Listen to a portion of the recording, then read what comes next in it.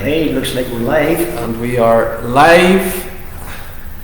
Fingers crossed, just making sure that we're doing our final checks to make sure that we are live.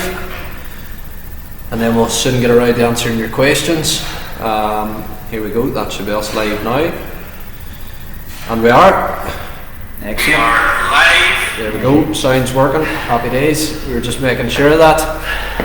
Welcome everyone. Me and Ricky are going to be answering your questions on nutrition and diet. I'm going to be essentially asking the questions. Ricky's going to be providing his expert answers. So fingers crossed we'll get around to that. Anyone tuning in tonight, please also give the video a like and also a share to this content. Quick disclaimer as well that the information that Ricky is going to be providing is not medical advice. However, it is built up over the course of his experience working in the industry. So if you do want medical advice, please go and see a nutritionist or a dietitian. So I think getting things kicked off, Ricky, we had recently talked about the one diet does not fit all process. Yes, we have. So in that post we had talked that everyone's obviously going to be different when it comes to their training and what they expect. So could you give us a wee bit more of an insight into the that sort of one diet doesn't fit all?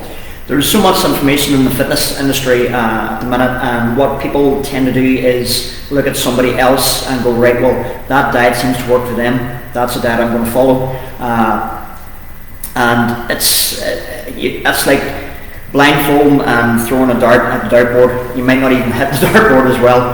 So basically what we need to do is firstly focus on your body type, your ectomorph, endomorph, and mesomorph as well, which just describes your body's natural processes of being able to build muscle, build fat, or increase fat stores, or if you're ectomorph as well, not be able to build up as much muscle fiber as possible.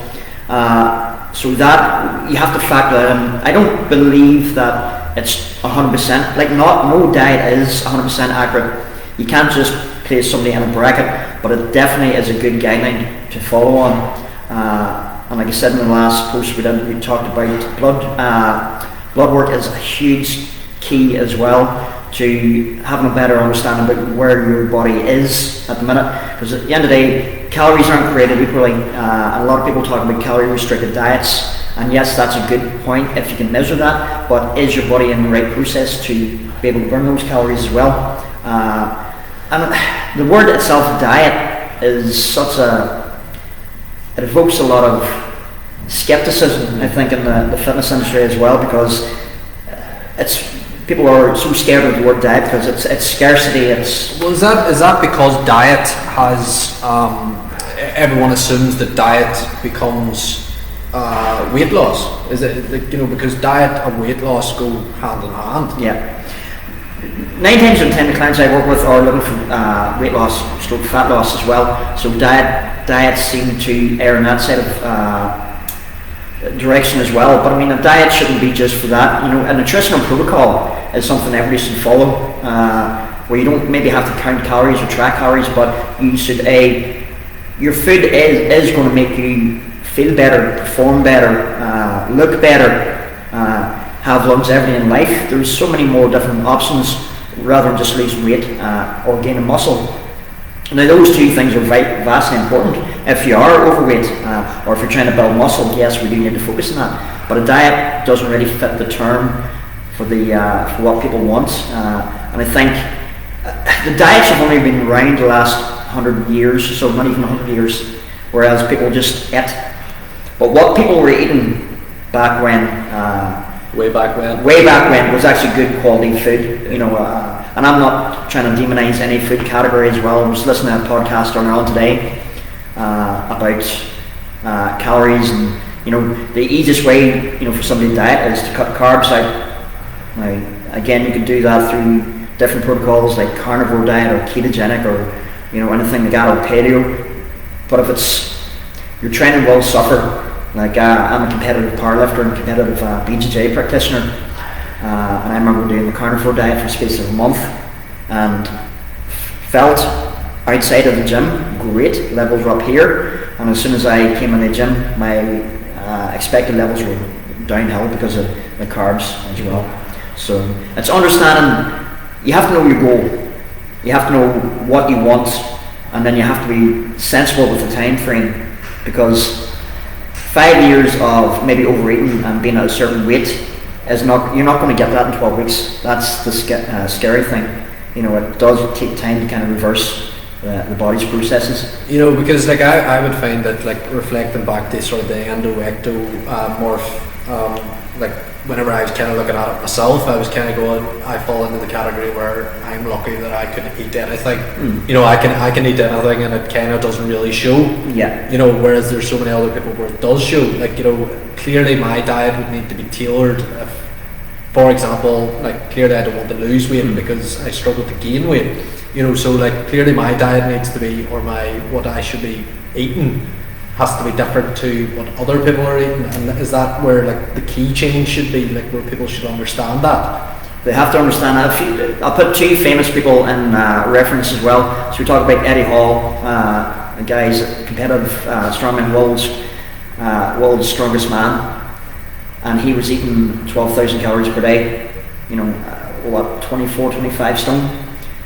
You look at the same type of person, taller, leaner, more athletic, more the kind of mesomorph instead of endomorph, and Michael Phelps, who's again Olympic swimmer. Now these guys are high-end athletes, don't get me wrong, but the point just plays a very important point as well. Michael Phelps was again eating 12,000 calories, and he couldn't eat 12,000 calories in regards to what you call good calories.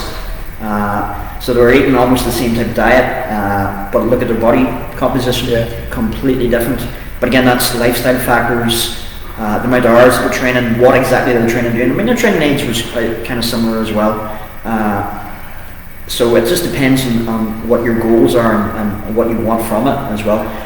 But I think the way that I try to talk to my clients is having different levels of understanding. So, I mean, so much information. You can find out any information on the internet now, but there's so much out there that people find it very hard to just bring it back down to basics. So what I try to do with my clients and myself as well is look at basic level 1, basic level 2, and more advanced level 3. And that's where calorie counting comes in. It's vastly important. If you don't measure, you can't track. So knowing your body fat composition, knowing your girth size, and taking averages, taking your weight as well, knowing what they are, and then having a realistic goal, and then working towards that goal is a huge factor as well. So you need to know that. Folks, I would like to just say at this moment, if you have any questions, if anyone's looking at any answers to what we're talking about tonight, please make sure to drop them in the comments section, and we'll get around to asking Ricky to see what his response can be. Just following on from that, like we've talked about, the one that doesn't suit all. Like, I suppose, is that where I've sort of noted down, where should clients focus on, rather than having should they just focus on, healthier eating? Is that an easier way to put it, where, don't be up about it if you've maybe had a Chinese on a Saturday night, but ensure that the 6 days after that, or on that 6-day basis, they should be eating relatively healthier? Yeah. And the term diet it's a double-edged sword at times as well. You want to make sure that it's all focused. So, it's the best way I can put this. Don't think about diet. Healthy eating, we all know good food, we all know bad food as well. And it has to come from a place of happiness and sustainability as well. You don't want to have a problem with taking food. We can't live in a society nowadays where we don't have processed food in our diets. We need to have certain levels of food. Again, one day or one cheat meal does not derail the system. Again, that's where the terminology of the diet. Healthy eating should make you feel better. We should have the nutritional knowledge, I think, to know where we're going. So for instance, myself, I'll just use myself in this example. I haven't followed a calorie counted diet in probably 6-7 years now. And that's because I've had the foundation of doing a calorie restrictive diet. I know what works for me.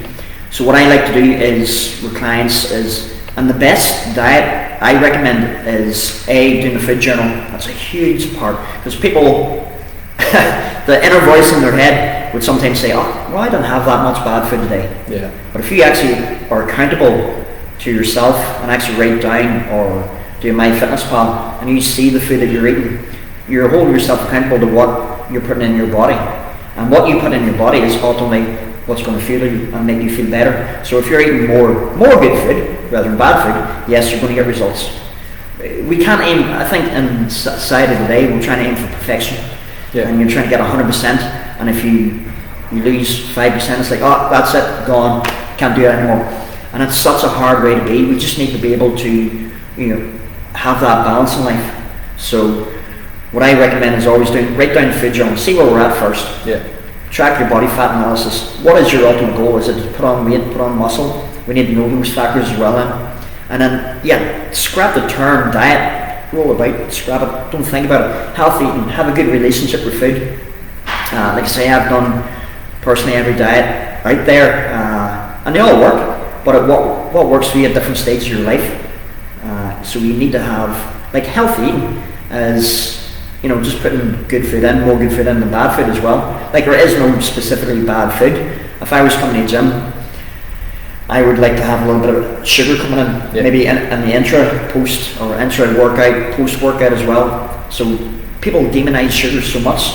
We can't live in this day and age without sugar. And I suppose it probably depends. Like it probably rolls into what my next question would have been, was that, like, it depends what your training is as well. So for example, like Ricky, that I'm training for the running, doing a lot of running. So like carbohydrates and even sugars would be quite substantial within what I would need to draw off.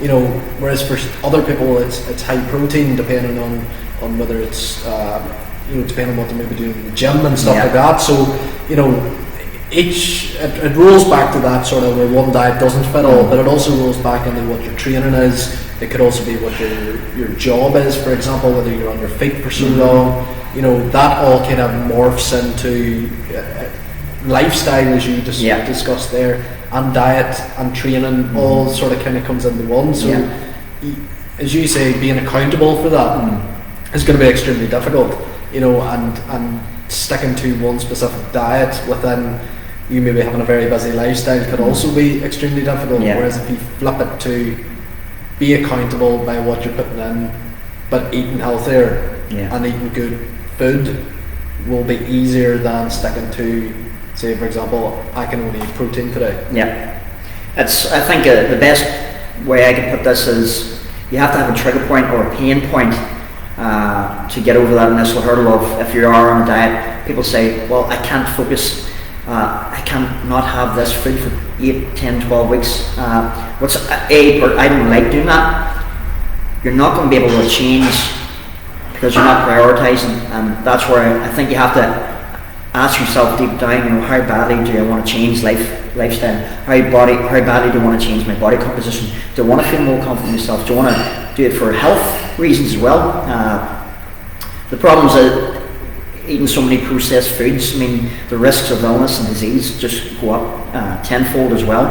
And that's the culture that we're in now, instead of eating kind of more organic, natural food, that we're eating more processed foods.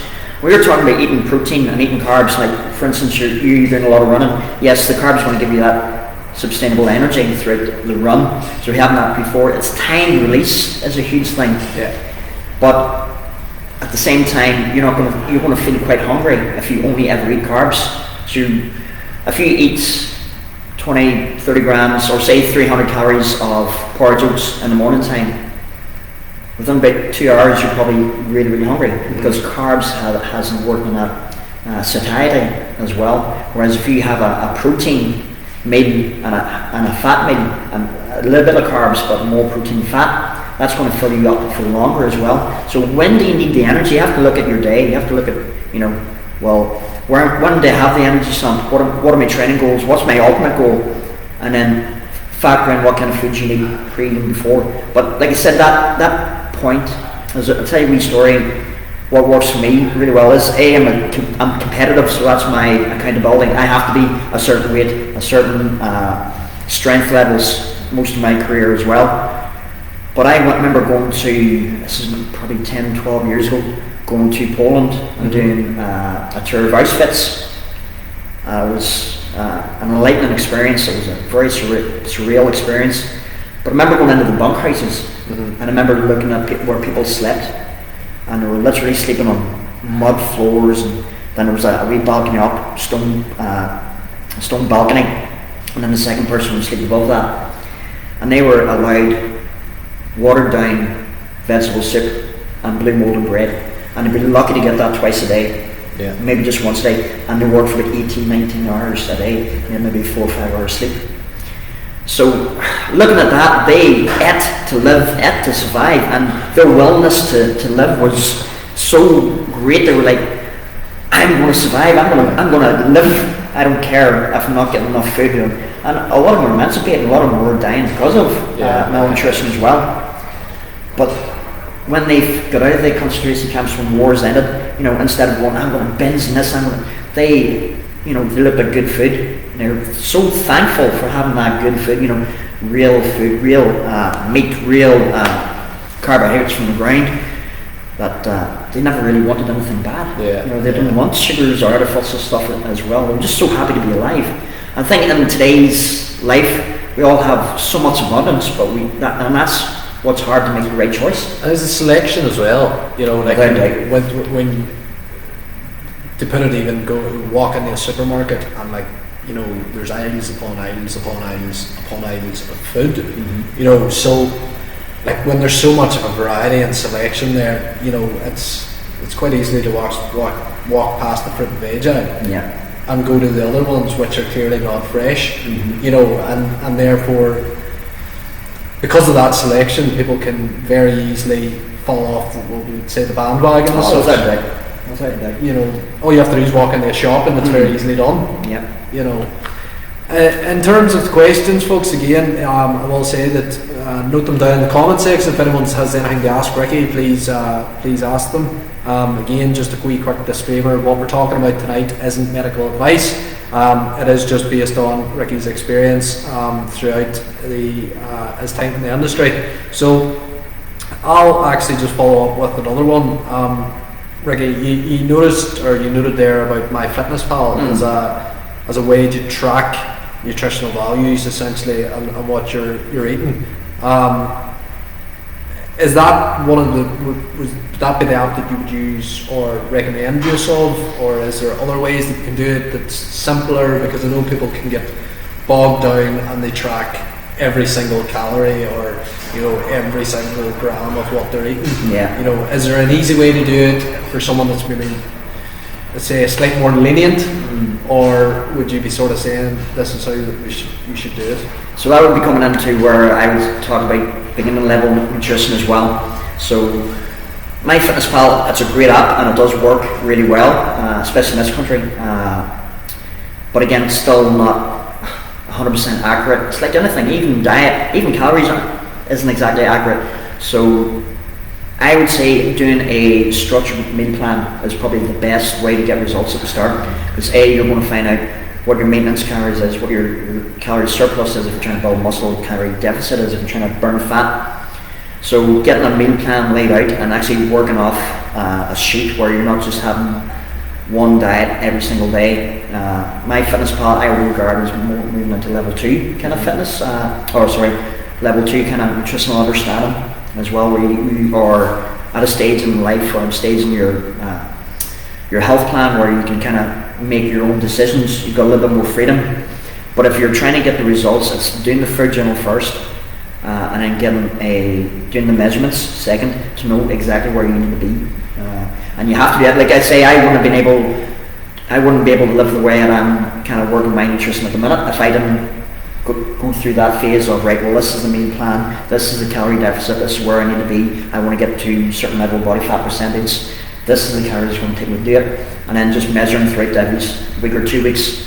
Because if you start to add in things that's out of the diet plan, It's maybe not, it's going to throw off the system. I always say your body takes about 2 weeks to kind of respond to a plan, and if you're going from, having a completely different day from one day to the second day to the third day, there's no rhyme or reason. You don't know what's working. Yeah. So having a structured meal plan in place, and the best way I would do is, like when I was doing bodybuilding way back, I think I was 24, 25 years old when I first did my first bodybuilding show.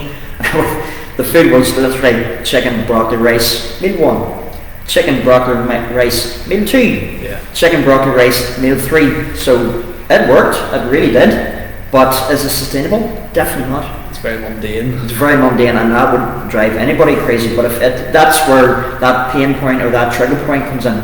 I was getting on stage, kind of half naked, so you kind of wanted to be, that was very important, so you had to be strict. But again, you can be too strict. So my fitness pal would be a level 2 kind of nutrition where you've understood the basics of your food. Doing an elimination diet is a huge thing, and that's probably one of my favourite in regards to diets. It's basically taking most things out of the system first and slowly adding things in like dairy, carbohydrates, processed foods, and what foods make you respond a certain way as well. But again, that's where it's how it is. It all comes down to how much do you want it. Are you going to prioritise your own health? And that's where I find a lot of people have that struggle when they prioritise other people's health, their families, your friends, and nights out as well again. And that's not wrong. Don't get me. I'm not saying that that's incorrect. But if you want to get results, you have to prioritise your own goals and your own fitness and your own nutrition first and foremost, and then you can build and help the family. I work with quite a few clients who actually bring their whole families in here and we work, just sensible eating choices, So when kids are coming in and they're going to their friends, instead of picking up a can of Coke, they're actually going and getting, a glass of milk or a little bit of orange juice or something like that instead. I must admit, I was an extremely fussy eater when I was young. Luckily enough, I flipped that, since you got older. But I know, especially in terms of kids, it's sometimes very difficult to get that healthy eating. But I suppose, as you're saying, if you bring the whole family in and everyone's kind of doing it together, well, then it all works together. Which is a real positive. I think it's not having a diet. The way I live, and my partner Emma, she's pretty much the same as me now. We don't have a diet, but it's not. People always look at our food habits and think it's not normal, but it is quite normal. It's just not normal for other people. So it's whatever your normality is, whatever you want to focus on, I think is a huge thing. Again, folks, I will ask anyone that has any comments if they would like to see what the answers are. Again, give us a wee comment in the comment section. Ricky will be more than happy to help. It could be anything ranging from supplements, it could be ranging from maybe your own questions about diet plans or meal plans, nutritional values, it could be your own training, anything at all. We'll ask questions and we'll be sure to try and get an answer for you.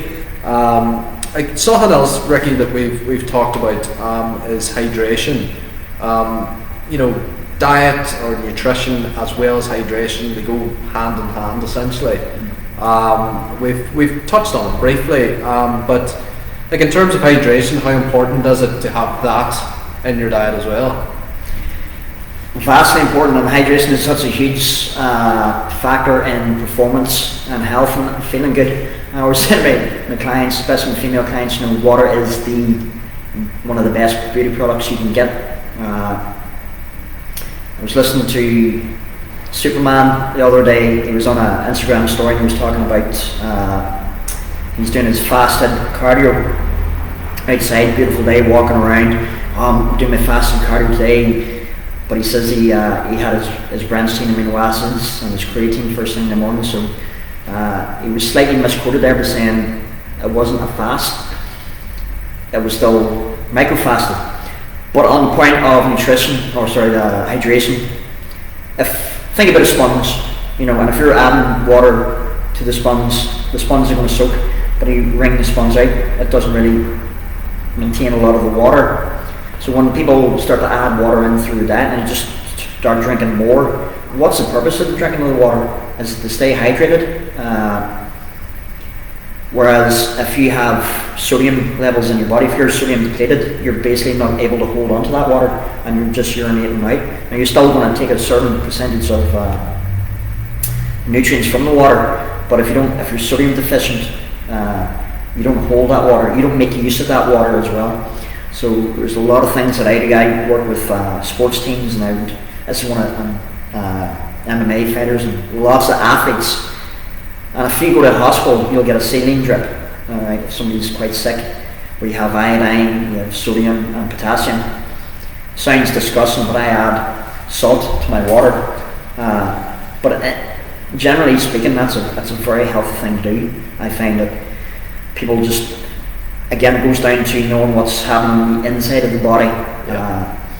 There's very few places we can actually find out how much water you have without actually getting a DEXA scan to actually take a measurement of your bone density, your muscle fiber, your organs, and then you can actually figure out how much water you have. And there's actually no scientific literature saying you have to have 1 pint per 1 kilogram of muscle size. It's very inaccurate because people sweat at different rates, people sleep at different rates as well, but hydration is vastly important. And if you want to feel better, a lot of people, like, the brain cannot distinguish between hunger and thirst. As smart as the brain is, it just cannot tell the difference between both of them as well. So a lot of people, when they eat, if you just take a glass of water 5-10 minutes before you think that you're hungry, just wait 5-10 minutes, and then you'll probably feel okay. And that means that your chemical processes have realised, listen, I've took what I've needed. Whereas if you haven't had a drink and you just go straight to the food, you've maybe overindulged in extra carbs, which your body didn't actually need. It's maybe needed more water. So it's a huge rule of thumb. I always say if you want to cut down on portion size as well, have a small glass of water before you eat a meal.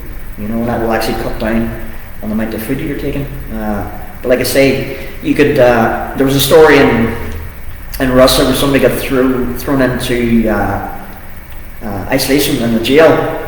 They forgot about him for 40 days. Right, so you'd think, right, this person's going to die.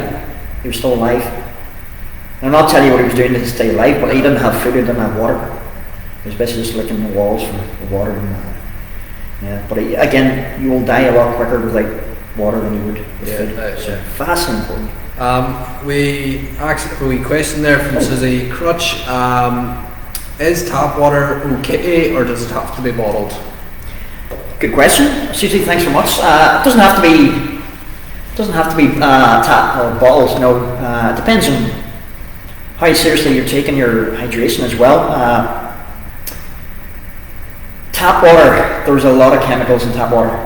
Now, when I say this, I'm not meaning to scare anybody, but it's impossible from the water to come from the waterworks through the pipes into your tap, unless you have a reverse osmosis machine or something like that to take actual chemicals out of the water.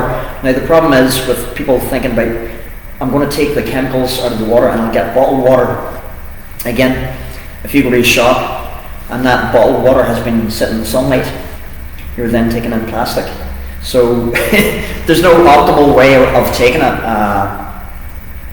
I have a osmosis machine in the sink in the house, so all my water's filtrated.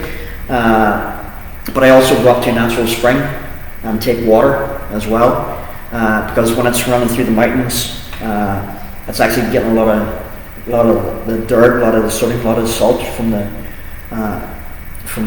mountains as well. So it's got a lot of good, and it's very little chemicals coming in as well. Please tell me you boil it before, or do you just straight from the spring? There's a tester you can do. I put a wee tester in to see if there's any kind of imbalances in it, and then I would drink it as well. So no worry, you have to test it first. As well. But this is a natural spring. It's about 10 minutes outside Cookstown. There's a few natural springs in the country as well. I don't recommend that.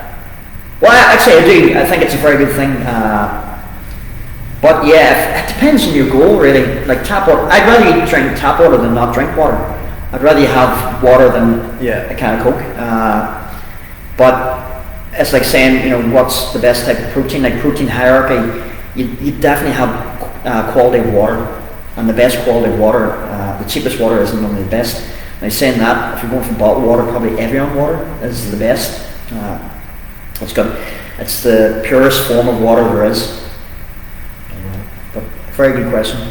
It probably follows on slightly for what my actual next question was the best way to keep the body sort of hydrated. We've talked about numerous ways of making sure that you have containers with you, whether you're filling those up twice daily, whatever it happens to be.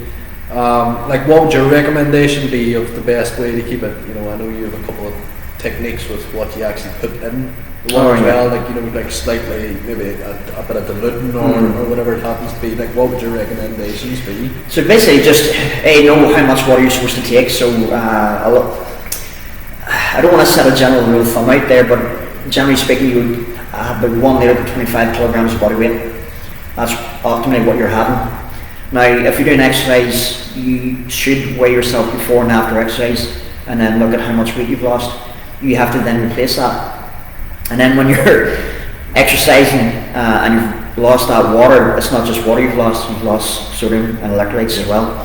So what I do is figure out how much water I need to take that day, and then I mark it down in jugs of water. I'll put it in my fridge as well, through the tap.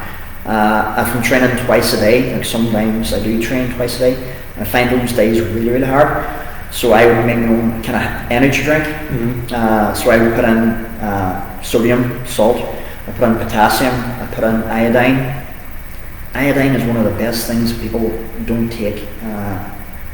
It's people who have low thyroid production. Iodine is it's one of the best things for that. You'll get supplementation, get medication to improve that. I prefer supplementation or nutrition before medication. Iodine is also anti-cancer. It's one of the best ingredients you can take for anti-cancer. So I have iodine drops, which I put in my water as well.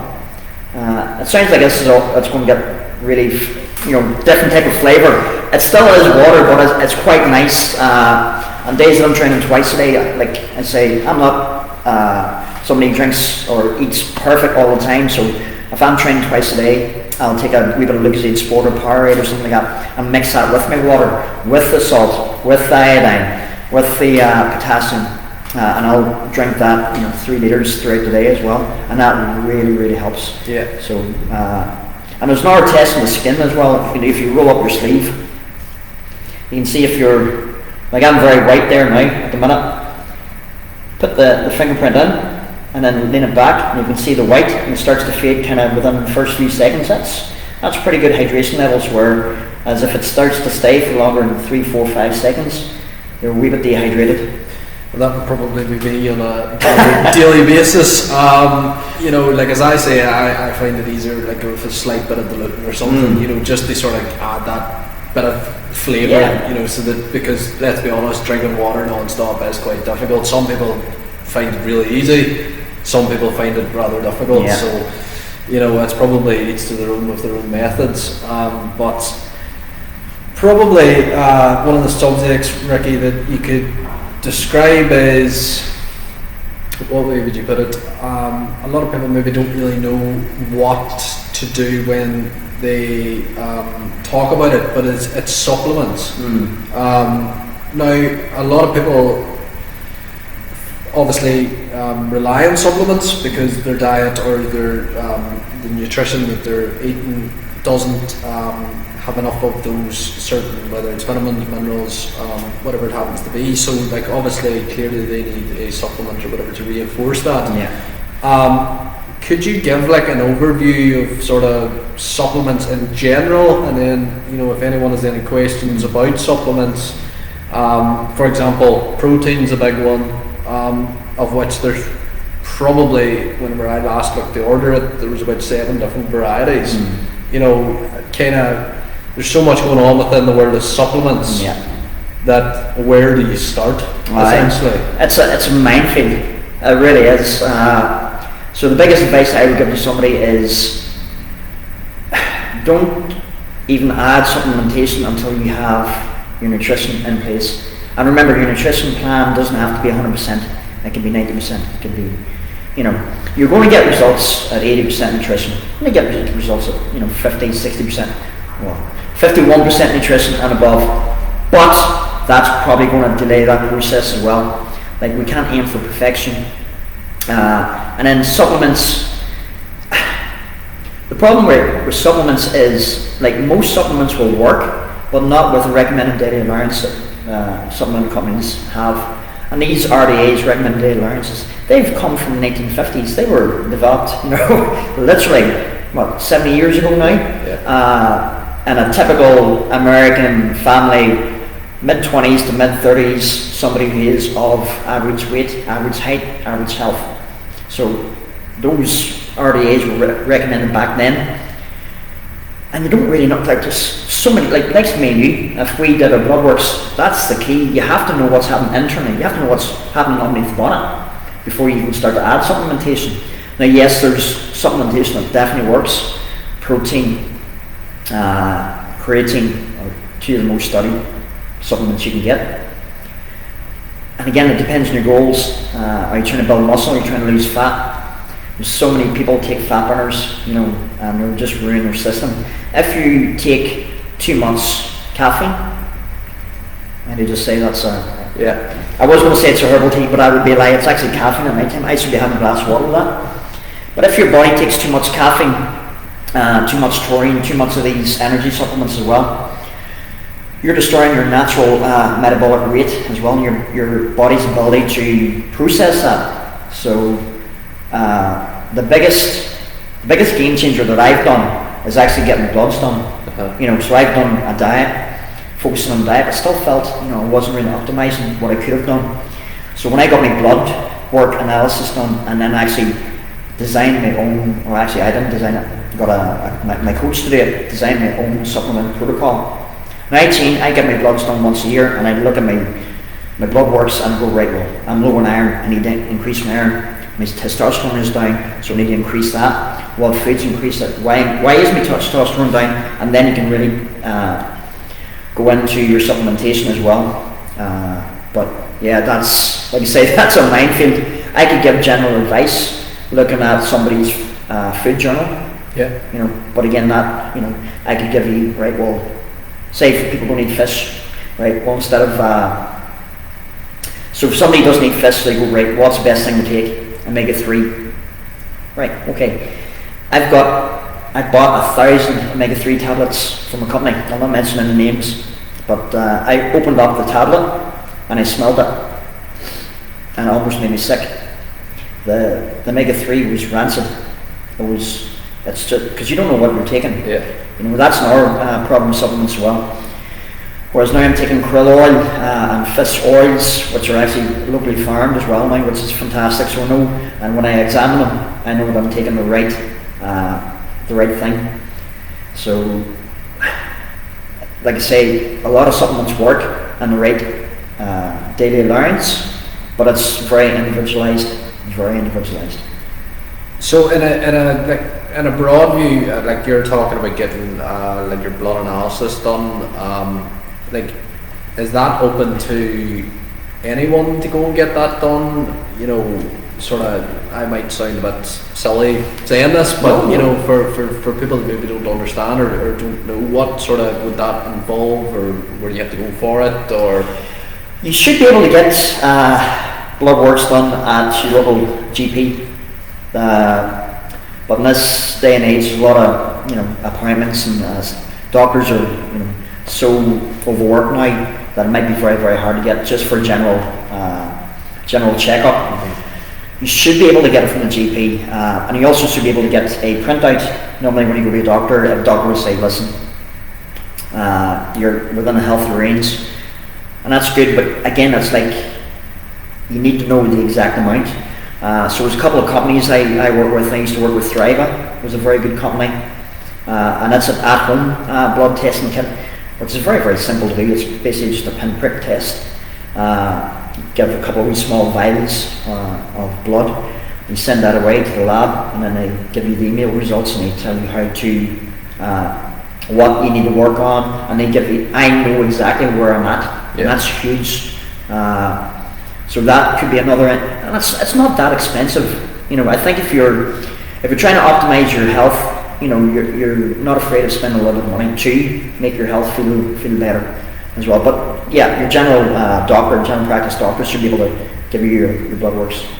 And reflecting back sort of onto that topic of supplements, obviously a lot of people sort of protein shakes is like the go-to thing when they're training. Clearly, as you're saying, it is a bit of a minefield. So, is there a difference as to when people should be maybe taking these, or is there a sort of essentially who are they for? Should people sort of be avoiding this kind of stuff if they're thinking that their diet's already in check? Should you really be on a protein shake before you go into the gym if your diet's already there? I'm guessing that again it's very similar to your diet in terms of what sort of supplements, or if you're looking to add that extra boost behind you, what you should be taking. And again, it's going to be different for different activities. It's a very good question.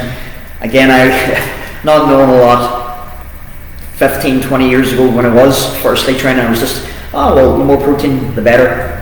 And then I got to the stage where I was taking more protein shakes rather than solid food. And then my digestive system started to shut down a little bit because I was only used to able to eat liquid food more so than, I was eating more liquid food. So it's definitely a huge part. You need to know that your body's working optimally. Again, that's where your blood works come in. And that's maybe where your elimination diet, maybe you're taking out dairy. So a lot of people take whey protein, and whey protein is good if your digestive tract is working, but a lot of people have problems digesting food anyway, and then they're adding whey protein, and that just clogs the system up just a little bit more. So in that case, I would refer somebody to do a different blend of proteins. You have isolate protein, you have casein protein, you have soy protein, you have hemp protein, vegan protein, things like that, and it's a little bit easier on the digestive system as well. Also, then you get amino acids. You want to make sure that you're eating the right thing. So if you're eating chicken, you don't want to make sure you're eating fish. Okay. So, and it's the same with protein. If you're eating protein, you want to make sure you're eating protein. A lot of companies would put in protein and then they add it with aminos. So when the aminos go up, the protein content goes down. And that actually brings me to another point. It's actually, don't look at food on the front. If you look at food and you look at its nutritional value, you look at its barcode, you look at its nutritional value, you look at what's the ingredients in it. It's vastly important to understand those aspects, and then you can really tell, what you're eating. And the same with protein as well. So if you are eating protein, you want to make sure, how big is the scoop, what size of tub is it, how many grams of protein is it, is there any other aminos in it that's going to lower the quality of the protein. So that's vastly important. For instance, I always talk about protein hierarchy as well in regards to food. Red meat is the best protein because it has every single amino acid on the spectrum. And then next one down would be kind of fish, and then turkey, chicken, pork, and it goes down. Liver would be classified as red meat. But it's the same as protein. Some protein companies are absolutely fantastic because they're about 80-85% protein. Nothing is ever 100% protein, I'm afraid, in regards to supplementation. So that's a huge thing. You need to know where the product's coming from. You need to know it's a reliable source. You need to know the exact protein content in it. So there's a wee formula you could do to work that out. There's so many things that you have to look at in regards to, and that's just protein. Then you've got your pre-workouts, your intra, your post-workout as well. It depends what way you're training. Is it training for strength? Is it training for cardiovascular endurance as well? So that's where your aminos would come in. Good timing. I had to nip off there. So, folks, again, just a wee reminder that anything we're talking about tonight is not medical advice. It is essentially based on Ricky's experience within the industry. If anyone is tuning in tonight, give us a wee like on the video as well. It would be massively appreciated. And any further questions that you may want to ask Ricky, anything's on the table, whatever it happens to be, whether it's for your training plans, whether it's meal plans. What we're going to touch on now, Ricky, is within your training and within your what you can provide for your clients. Obviously, when it comes down to training plans, everyone can obviously you provide training plans for people to come in, whether it's personal training, whether it is group PTs, whatever it happens to be. In terms of the nutritional aspect, then could you walk us through sort of your process of helping your clients essentially with their sort of the nutritional side of their training? Yeah. So the old saying is, you give a man a fish and he'll eat for one day. You teach a man to fish and he'll eat for the rest of his life. So it's the same process as my clients when they come in. If they're, depends on what the goal is, depends on where they're coming from. Even with athletes as well, I still need to know exactly where they're coming in. So what we generally do with all my clients and all the ones in training here, we do a full body fat analysis. So I break down ratio of lean body mass and fat mass and body fat percentage. Now again, that's via girth, circumference and skin fold. So remember, this is my accuracy as well. It's not as accurate as what a DEXA scan would be, but it's as close as I can make it. And again, we take numerous calculations as well, so I have the average. For instance, you lose weight, you're a little bit heavier in the evening time, so you should never weigh yourself at that time. That's in the process of food. So when we're doing that full body fat analysis, we're going to ask my clients to fast for 12 hours, and that's avoiding liquid as well. Just gives us a bit more accuracy. Then after that, it's a food journal for a week. I try and tell them to be honest. That's a very, the food journal is actually an eye-opener. When people start to write down and track what they're doing, that's the realization of where they're at. And from that, I can then work out with the body fat analysis and the food journal, I can work out if the goal is to lose weight, your calorie deficit, and actually how many calories you're taking in at the minute.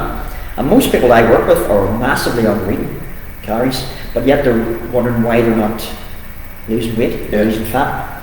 But again, it's because the body is in starvation mode as well, or maybe the digestive system hasn't been working. Maybe they have a thyroid gland, and that's right. Again, it all goes back to blood works as well. If you want the full spectrum and the best possible chance of success of results, then it's getting that stage as well.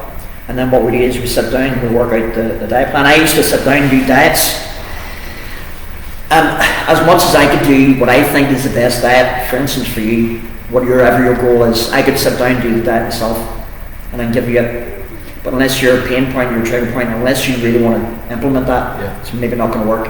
So what I tend to do with my clients is we'll spend an hour or two and we'll sit down, we'll design a diet plan for the space of 4 to 6 weeks and see if we can sustain that and see how much results we can get with that. But I look after that client for about 2 weeks to see if things are working. So that's kind of our process. And I suppose then probably, you can then review that diet plan essentially, if it's not working. Like for example, if you put fish in my diet plan, I'd been back out the door again, you'd never see me again. Hence the supplementation. But in terms of that sort of 2 week review mark, like that gives you the opportunity to see what's working, what's not working, and whether or not it's working in terms of your client, and if they're benefiting from that as well. Because obviously the main thing is that the client's benefiting. From what you're doing. That's why it says 2 weeks. So, for instance, if somebody comes in 100 kilograms to start, and I work out a nutrition plan, and the first 2 weeks they lose, say 3 kilograms. Right, brilliant, everything's working. And then over the next 2 weeks, maybe lose 1.5 kilograms. Maybe things aren't working as much. It might not be the diet plan. So that, for instance, in those, 5 weeks, they've lost 4.5 kilograms. So now what you have to do then is your calorie deficit from the start of the diet is different now to what weight you are at that time. So then even with that good diet, you're still taking more of a calorie, it's not as much of a calorie deficit, hence the weight loss. So, but again, the same thing's true if you cut it down too much, the body's not going to respond. So it's being accurate, and it's giving yourself 2 to 3 weeks to adjust to diet, seeing the weight go down, the body fat come down, and then we readjust the diet according to that. Yeah. And even if it's the same plan, if that person's mindset is going, do you know what, I'm really enjoying this diet. Yeah. If it's not broken, don't fix it. But then making sure that the calories are dropping down. And that's the biggest thing that people forget about, is the best diet in the world will only work for a week or two. Yeah. There isn't the best diet in the world, but the best diet will only work for a prolonged space of time unless we adapt. And that's essentially, for example, like if someone's building muscle, between the first week or the first day and the end of the second week, they've maybe built more muscle, therefore that needs to be fueled. Exactly. You know, so that has to be calories has to be added towards that. Now, is that calories added in protein or carbs? That depends. It depends on somebody's on their lifestyle factors. If they're working or if they're sitting down. It depends on if they've had any kind of problems with nutrition beforehand. We've actually got another question from Matthew. Best foods to eat before the gym for maximal strength? Okay. It's a very good question, Matthew. Good man. Well, your strength is going to be optimized no matter what. You can't, there's no food that's going to optimize your strength for that next training session. But there's definitely a way to work it. Pre, intra and post workout is something I talk about so much as well. So people would come in and sometimes work in a fasted state. If you're trying to build strength, you can't fast. You can't come in on an empty stomach. You're just not going to be able to feel that workout. At the same time, if you have too much fat before a workout, within about 15 to 30 minutes, fat slows down your ability to produce testosterone as well. So you need to have protein, you need to have simple carbohydrates before workout, okay? And throughout the workout, you still need to be sustaining energy, so maybe a multidextrin of sugar as well to keep the energy levels up. It's a huge format. You could take just amino acids, or you could take amino acids and protein. And then post-recovery as well, when the body is stimulated and annihilated and it is in growth, its natural growth hormones are coming in. You need to then feel that again. So again, you don't want to take fat. You want to take fat probably within about an hour after of working out, because fat slows everything down because it's so calorific, calorically dense. So again, protein and simple sugars. So the best way I would say would be maybe rice cake, a little bit of dark chocolate, a little bit of honey. Is normally what I would take. Then throughout the workout, I'd have my branched chain amino acids, and then within about 15-20 minutes, I'm having protein shake and then some fruit as well. I'd probably have about 2 or 3 slices of watermelon, 2 or 3 slices of pineapple, and about half a dozen grapes, and then 45 minutes to an hour, then just have a regular meal. That sounds like full days. It really does, because I know, like me personally, I know I probably don't actually eat enough. And when you're describing that to me, I'm kind of, that nearly sounds like could do me a full day, and that's, and I suppose it just sums up how the topic of tonight has been, how everyone is so different over, what their goals are, what they want to achieve, how they want to achieve it. And I suppose probably the bottom line is that you can only, in terms of nutrition and diet, is probably the cornerstone of everything else that you go to do. That's essentially whether it is working, whether it's activities outside of training, whether it's your training yourself or whether it's your general health. Nutrition has to be the cornerstone of all of that. That's how you feel. Your nutrition will give you a better quality of life, or it can make your life just a little bit harder to live, So that's the way I kind of look at nutrition. I don't look at it as diet, I look at it as food can be a necessity. But also, when I do have a cheat meal, I really enjoy it. There's a smile on my face when I'm eating the burger. So it is. But I suppose that's probably you holding yourself, to accountable as well. That if you eat a burger one night, that's fine. You wake up the next day and you move on past that. Rather than beating yourself up about it. And when you beat yourself up about it, you stop essentially. It's very easy to just say, well, I've stopped my diet, or I've stopped sort of my healthy eating, so I'm just going to stop it altogether, rather than sort of flipping it and going on the next day. I'm going to wake up, I'm going to get back at it, I'm going to eat my good healthy breakfast, and we'll move on from there. That's where it's getting that's getting to the stage 3 of nutritional level, where you know what works for you, and you've got the right balance, and you've got a good mindset where if you do fall off the wagon, that's not the end of the world, okay? You can get back on as well, and you've got good energy levels, you've got everything in place, and you're not really spending this sounds like so complicated a subject that it sounds like it's going to take you a lifetime to master. It doesn't. It just takes a little bit of focus at the start, and then things get easier and things get easier. And once you have the balance in place, honestly, nutrition is just, you don't even have to think about it. It's just part of your habits. If you can't develop those habits, you're always going to struggle. And probably actually something to touch on as well, Ricky, like America gets slated for it in terms of portion sizes. Yeah. And that's a common fact. It's something everyone, if you go over to America, you get supersized everything, they eat massive portions, and that's not the case for every person. Yeah. But as in the UK as well, even over at home, portion sizes, I would say my dinner tonight was well over what a portion size should be. Is there an easy way to maybe measure portion sizes as well, whereas it's like a cup of rice rather than a plate full of rice? Yeah, that is a very hard question to answer, but you can, there's a very simple format to follow, and it's kind of the rule of hand as well. So when you're talking about a dinner time, you want to think about the palm of your hand as protein. Let me get this right. Fist is protein size, open hand size of carbohydrates, and then the rest is in vegetables as well. Now again, that's just a very broad. If you're talking about fat portion, that should be kind of the thumb. Yeah. Okay, so if it's nuts or olive oil, or fish can be very, very high in fat. Seems a way to do minefield there as well. But I would say, listen, if it's a rule of hand, if it's bigger than your hand, you're eating too much. Yeah. And also then that comes in with the liquid as well. Yeah. You should never, depends what you're eating as well. The protein will keep you feeling hungry for longer, or feeling full for longer. And you've actually, earlier on, we touched on, the two of us are sitting it's now 9:05 and we're drinking coffee.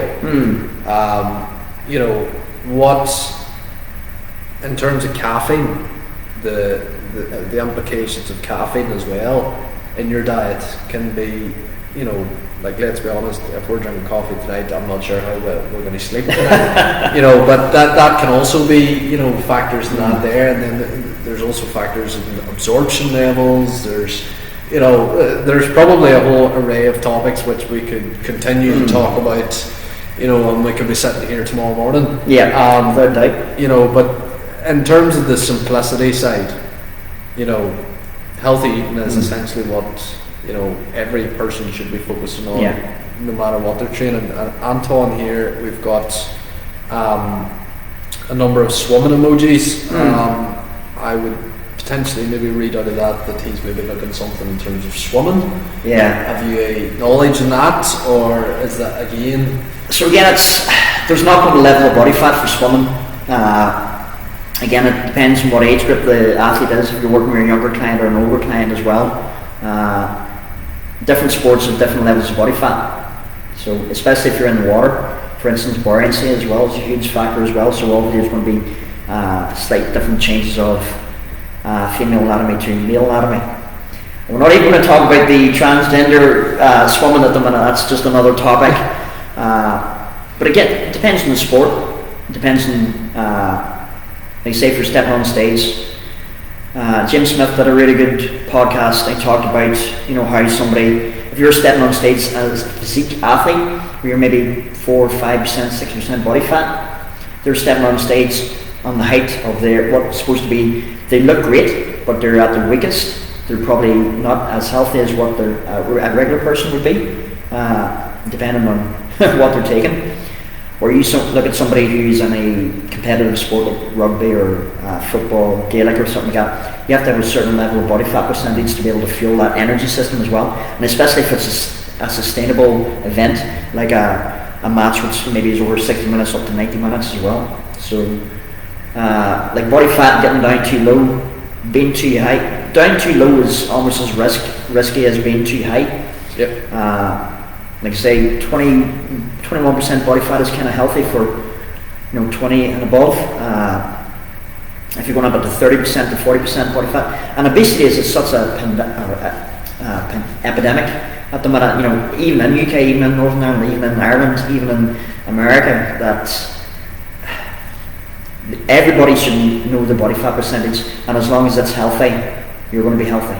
Because this is another topic of conversation that we could touch on briefly. Again, before we go into it, I will say that anyone that is listening tonight or is tuned in, if they have any quick fire questions that we could fire at Ricky, he will give a short response.